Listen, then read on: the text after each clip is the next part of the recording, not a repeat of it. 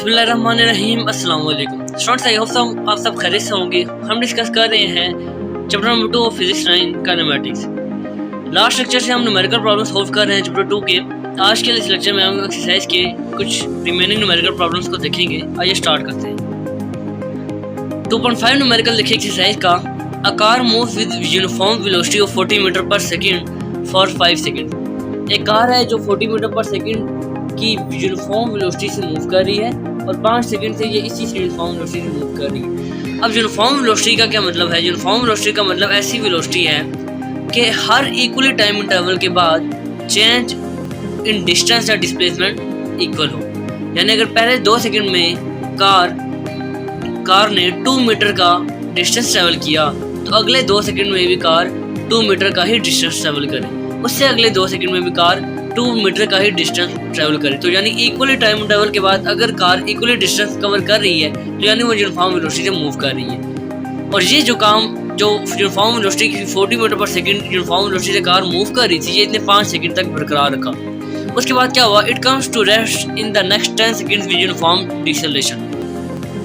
यानी वो अगले 10 सेकंड में कार रेस्ट पर आना शुरू होगी। यानी एकदम रेस्ट पर नहीं आई, अगले 10 सेकंड में आहिस्ता आहिस्ता रेस्ट पर आई। यानी ड्राइवर ने हो सकता है ब्रेक लगाई हो तो कार आहिस्ता आहिस्ता रेस्ट पर आई और वही यूनिफॉर्म डिसेलेरेशन से रेस्ट पर आई। यूनिफॉर्म डिसेलेरेशन को हमने एक और नाम भी दिया था, नेगेटिव एक्सेलरेशन। यानी अगर एक्सेलरेशन कम हो रही हो, जाहिर है जब कार स्पीड में जा रही है फिर रेस्ट में जाएगी, यानी उसकी एक्सेलरेशन कम हो रही है। तो एक्सेलरेशन जब कम हो रही है तो इसका मतलब कि ये नेगेटिव एक्सेलरेशन है या डिसेलेरेशन है। अब इसके साथ यूनिफॉर्म का वर्ड है अगेन। यूनिफॉर्म डिसेलेरेशन का क्या मतलब कि हर टाइम इंटरवल पे मेरे पास एक्सेलरेशन इक्वली चेंज हो रही है। यानी अगर पहले 2 सेकंड पर मेरे पास 2 metre per second square acceleration गिरी तो अगले 2 सेकंड पर भी मेरे पास 2 मीटर पर सेकंड एक्सेलरेशन ही गिरेगी।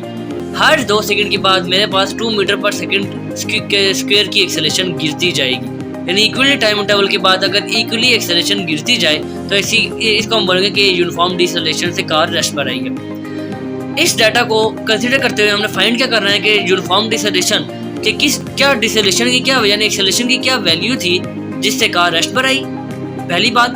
दूसरी बात का total distance travel by the car. अब टोटल डिस्टेंस का वर्ड आया है।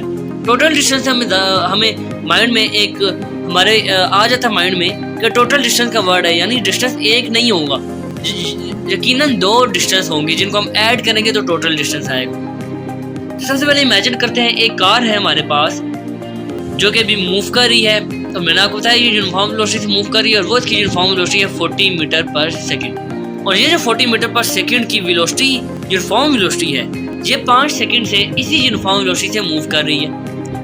अब क्या हुआ? अब ड्राइवर ने ब्रेक पर अपना पाँव दबाया और कार रेस्ट पर आना शुरू हो गई। अब डायरेक्ट कार एकदम रेस्ट पर नहीं आई बल्कि यूनिफॉर्मली रेस्ट पर आई। यानी आहिस्ता आहिस्ता कार ने ग्रेजुअली अपनी स्पीड डिक्रीज की और यूनिफॉर्म डिसेलेरेशन को अचीव करते करते अगले 10 सेकंड में कार रेस्ट पर जानी रुक गई। अब यानी कि car come to rest in next 10 second. अब जब कार रेस्ट पर आ गई तो उसकी स्पीड या वेलोसिटी क्या होगी जी? जब कोई भी बॉडी रेस्ट पर है यानी वो कोई मोशन नहीं कर रही, कोई डिस्टेंस कवर नहीं कर रही, तो जाहिर है उसकी स्पीड या वेलोसिटी 0 होगी। ये हमारे पास एक और स्पीड आ गई जो कि हमें क्वेश्चन में गिवन नहीं था, लेकिन क्योंकि उसने रेस्ट का वर्ड यूज किया तो यहाँ से हमें पता चल गया जब कोई चीज़ रेस्ट पर होती है तो उसकी स्पीड या वेलोसिटी 0 होती है। इस सारे डाटा को कंसिडर करते हुए हमने फाइंड करना है यूनिफॉर्म डिसेलेरेशन की वैल्यू और टोटल डिस्टेंस। तो डाटा अगर हम देखें तो सबसे पहले हमारे पास एक वेलोसिटी गिवन है, यूनिफॉर्म वेलोसिटी। क्योंकि ये पहली वेलोसिटी है तो इसको हम कह देते हैं इनिशियल वेलोसिटी। अब ये जो इनिशियल वेलोसिटी है इसने एक टाइम में कवर की थी जो 5 सेकंड थी, तो इसको हम T1 कह देते हैं क्योंकि हमारे पास 2 टाइम है तो ये T1 5 सेकंड का हो गया। अब अगले 10 सेकंड में क्योंकि कार यूनिफॉर्म डिसेलेरेशन को अचीव करते करते रेस्ट पर आई है तो ये जो 10 सेकंड का टाइम है ये सेकंड टाइम है, इसको हम कहते हैं T2। अब क्योंकि वो रेस्ट पर आई है इन 10 सेकंड में, तो रेस्ट पर जब कोई बॉडी होती है तो हमें पता है उसकी स्पीड या वेलोसिटी 0 होती है। तो एक इनिशियल वेलोसिटी होगी, तो अब ये जो वेलोसिटी 0 है इसको हम फाइनल वेलोसिटी का नाम दे देते हैं। तो ये टोटल आ गया मेरे पास डाटा। अब इस डाटा को माइंड में रखते हुए मैंने 2 चीज़ें निकाली। एक तो यूनिफॉर्म डिसेलेरेशन, इसको हम ए से रिप्रेजेंट करेंगे क्योंकि ये है तो एक्सेलरेशन ही, नेगेटिव एक्सेलरेशन है, इसको हमने डिसेलेरेशन का नाम दिया था। और हमें टोटल डिस्टेंस निकालना है। अब हम सॉल्यूशन की तरफ जाते हैं। सॉल्यूशन की तरफ जाने से पहले again recall that tool kit in your mind, जो कि हमने पिछले 4 अमेरिका से हम इसको देखते आ रहे हैं। अब यहाँ पर अगर आप देखें तो कार 2 मोशन कर रही है। एक तो कार यूनिफॉर्म वेलोसिटी से मूव कर रही है 5 सेकंड तक, एक तो होगी ये मोशन। दूसरी मोशन ये है कि कार अगले 10 सेकंड में रेस्ट पर आ रही है यूनिफॉर्म डिसेलेरेशन को अचीव करते करते। सबसे पहले हम हवाला देंगे यहाँ पर कि here the motion consist of 2 parts. पहला पार्ट क्या है, मोशन विद यूनिफॉर्म वेलोसिटी, कि कार पहले सेंटेंस में हमें बता दिया गया है कि कार यूनिफॉर्म वेलोसिटी से मूव कर रही है और वो uniform velocity 40 metre per second है और ये यूनिफॉर्म वेलोसिटी 5 सेकंड में अचीव की। तो हमारे पास एक वेलोसिटी है। अगर पहले डाटा को देखें, a car moves with uniform velocity of 40 metre per second for 5 second. अगर इतनी सी बात को देखें तो मेरे पास एक ही वेलोसिटी है और एक ही टाइम है। तो अगर इस वेलोसिटी और इस टाइम को आपस में लिंक कर दूं तो मेरे पास डिस्टेंस आ सकता है। फार्मूला जरा देखिए, इन चारों में से कौन सा फार्मूला लगेगा? जी, पहला फार्मूला देखिए, एक ही स्पीड और एक ही टाइम, तो S is equal to V T, ये फार्मूला हम लगाएंगे। क्योंकि यहाँ पर हम टोटल डिस्टेंस फाइंड कर रहे हैं, तो टोटल डिस्टेंस जब हम फाइंड करेंगे तो टोटल डिस्टेंस फाइंड करने के लिए हमारे पास 2 डिस्टेंस होंगे। तो इस डिस्टेंस को हम S1 कह देंगे क्योंकि ये टाइम T1 से निकल रहा है। अगेन सुन ले, a car moves with uniform velocity of 40 metre per second for 5 second. इस सेंटेंस में मेरे पास एक ही वेलोसिटी है 40 मीटर पर सेकंड और एक ही टाइम है 5 सेकंड। जब कार यूनिफॉर्म वेलोसिटी से मूव कर रही थी तब भी उसने कोई ना कोई डिस्टेंस कवर किया था। तो पहले हम इतने डाटा को माइंड में रखते हुए वो डिस्टेंस निकालेंगे। तो क्योंकि वो टाइम 1T1 से निकल रहा है तो उस डिस्टेंस को हम S1 का नाम दे रहे हैं। अब वेलोसिटी की वैल्यू पुट करेंगे 40 और टाइम की वैल्यू पुट करेंगे 5। 5 40 था 200, तो मेरे पास ये S1 की वैल्यू आ गई 200 मीटर। अब ये टोटल डिस्टेंस नहीं है क्योंकि एक और डिस्टेंस अब आएगा। वो डिस्टेंस कब आएगा? जब कार रेस्ट पर जाएगी 10 सेकंड, अगले 10 सेकंड में यूनिफॉर्म डिसेलेरेशन को अचीव करते करते। अब हम क्योंकि अब सेकंड पार्ट देखेंगे और सेकंड पार्ट क्या है, motion with negative acceleration. Negative acceleration and deceleration मैंने आपको बताया एक ही बात है। तो सेकंड पार्ट क्या था कि कार रेस्ट पर जा रही है 10 सेकंड में नेगेटिव एक्सेलरेशन या डिसेलेरेशन को अचीव करते करते। तो अब जब कार रेस्ट पर जा रही है तो यहाँ से हमारे पास सेकंड डिस्टेंस भी आ जाएगा और क्योंकि नेगेटिव डिसेलेरेशन से जा रही है तो यहाँ से हम नेगेटिव डिसेलेरेशन की वैल्यू भी निकाल देंगे। क्लियर हो गया? कैसे अभी देखते हैं। अब सेकंड पार्ट में मैंने आपको बताया एक्सेलरेशन भी निकालनी है और सेकंड डिस्टेंस भी निकालना है, तो दोनों चीज़ें निकालते हैं। अगेन टूल किट की तरफ जाए। पहला फार्मूला हम यूज़ नहीं कर सकते क्योंकि अब हमें इनिशियल और फाइनल वेलोसिटी दोनों को यूज़ करना है। क्योंकि पहले वाले पार्ट में सिर्फ हमारे पास एक ही वेलोसिटी थी, लेकिन अब सेकंड पार्ट पहले पार्ट से होकर गुजर के आया है। यानी पहले 40 मीटर पर सेकंड 5 सेकंड में अचीव करके आया है, फिर रेस्ट पर कार गई है। तो इसका मतलब हमारे पास इनिशियल और फाइनल वेलोसिटी दोनों आ गई। सेकंड फार्मूला देखिए, Vf equal to Vi plus AT।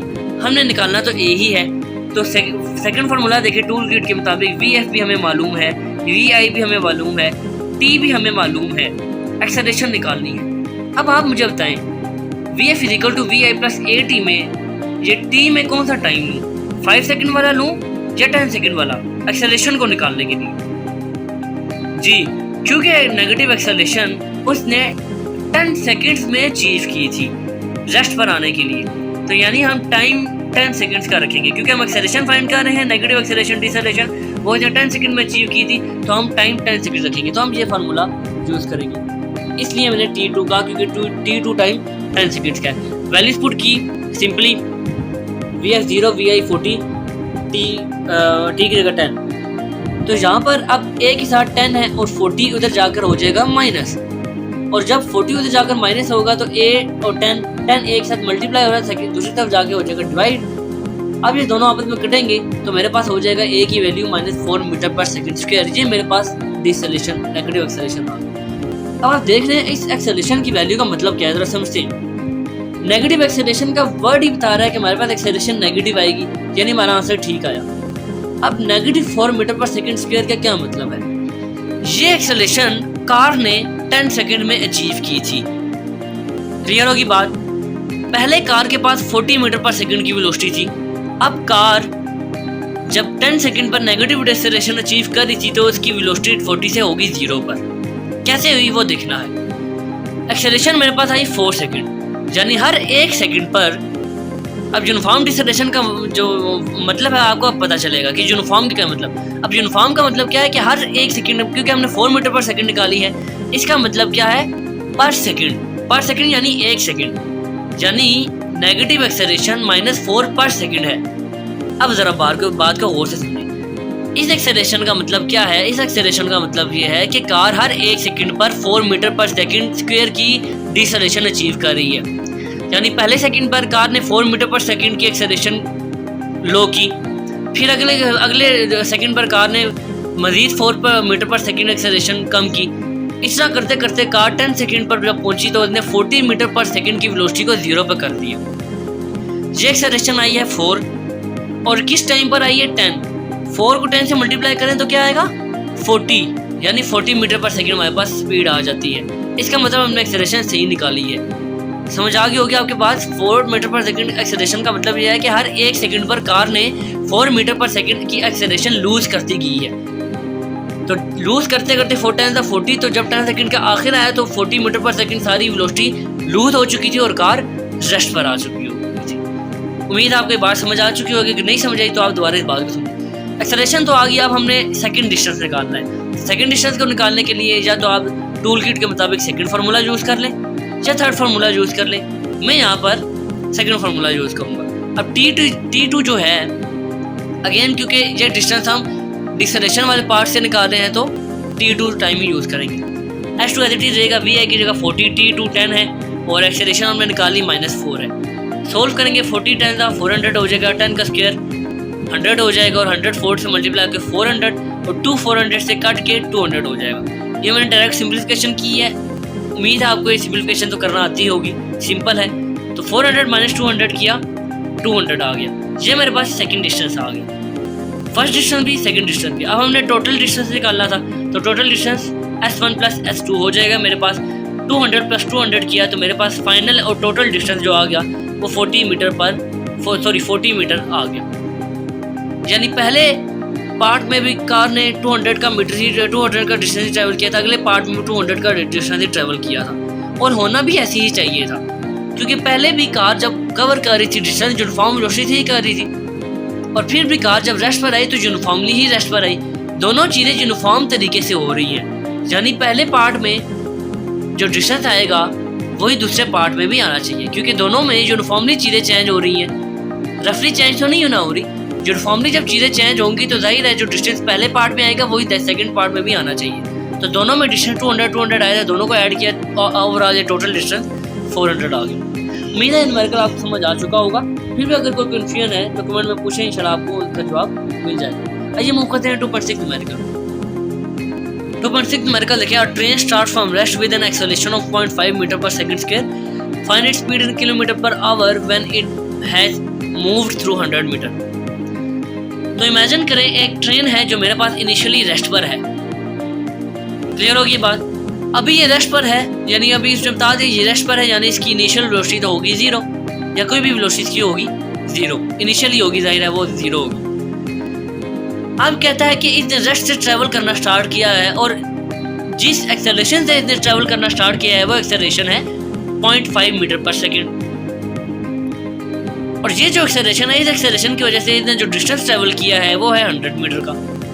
तो इस डाटा को कंसीडर करते हुए हमने स्पीड निकालनी है, लेकिन वो स्पीड हमने किलोमीटर पर आवर पे निकालनी है, क्योंकि हमें पता है स्पीड की यूनिट होती है मीटर पर सेकंड। तो उस स्पीड की यूनिट जो मीटर पर सेकंड होगी, एट द एंड हम उसको मीटर पर सेकंड से किलोमीटर पर आवर पर कन्वर्ट करेंगे। तो डाटा लिखते हैं सबसे पहले, क्योंकि उसने बताया कि ट्रेन रेस्ट पर थी तो हमें मालूम हुआ कि इनिशियल वेलोसिटी तो उसकी होगी 0। फिर हमें पता है एक्सेलरेशन उसने बताई तो हम एक्सेलरेशन कह देंगे कि 0.5 मीटर पर सेकंड एक्सेलरेशन की बनती। फिर उसने हमें बताया कि डिस्टेंस उसने कवर किया 100 मीटर, तो ये हम लिख देंगे। अब हमने एक और स्पीड निकालनी है। एक स्पीड 0 थी तो एक और निकालेंगे, यानी फाइनल स्पीड मैंने निकालनी है या फाइनल वेलोसिटी मैंने निकालनी है। Again recall that tool kit. तो मैंने निकालनी है फाइनल वेलोसिटी। अब फाइनल वेलोसिटी का निकालने के लिए मेरे पास फार्मूले कौन कौन से हैं ज़रा देखें। टूल किट के मुताबिक मेरे पास सेकंड फार्मूला और लास्ट फार्मूला है। अब अगर मैं जो मर्जी फार्मूला यूज़ कर लूँ, मैं सेकंड भी यूज़ कर सकता हूँ क्योंकि सारी चीज़ें नाउन है, बल्कि मैं सेकंड नहीं कर सकता क्योंकि मेरे पास टाइम नहीं गिवन। आप देख रहे टाइम नहीं है, सेकंड में नहीं कर सकता, तो रह गया लास्ट वाला फॉर्मूला। क्योंकि इसमें टाइम नहीं है, डिस्टेंस नाउन है, एक्सेलरेशन नाउन है, इनिशियल वेलोसिटी नाउन है, तो आराम से हम वीएफ निकाल सकते हैं। तो वैल्यूज पुट करते हैं जल्दी से। मैंने वैल्यूज पुट कर दी हर एक की जगह।